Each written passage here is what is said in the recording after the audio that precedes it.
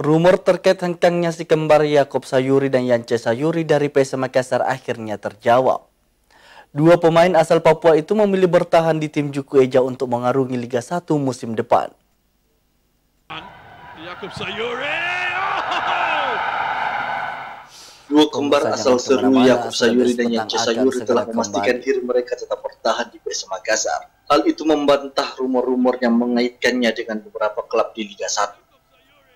Namun manajemen PSM tidak memberi info detail terkait perpanjangan kontrak Sayuri bersaudara. Dua pemain tersebut menjadi komoditi panas di jendela transfer musim ini. Hal itu wajar jika melihat performa top kakak adik asal Seru Papua itu di Liga 1 bersama PSM Makassar. Yaakob dan Yance Sayuri selalu menjadi pilihan pertama pelatih Bernardo Tavares, mulai dari turnamen pramusim, AFC Cup dan Liga 1 2022-2023. Musim ini penampilan Yaakob Sayuri dan Yance Sayuri bersama PSM Makassar memang mencuri perhatian. Di bawah kendali Bernardo Tavares sebagai pelatih kepala PSM Makassar, Yaakob Sayuri dan Yance Sayuri menjadi senjata utama. Tak heran jika Tavares kerap memainkan Yance Sayuri dan Yaakob Sayuri secara bersamaan dengan status starting. Selama musim 2022-2023, Yance Sayuri mencetak 5 gol bersama PSM Makassar, sementara Yaakob Sayuri mencetak 7 gol.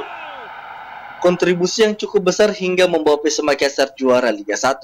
Atas penampilan impresifnya, Yaakob Sayuri dan Yance Sayuri pun dipanggil membela timnas Indonesia di ajang FIFA Matchday beberapa waktu lalu. Wahyu Saputra, Slebes TV.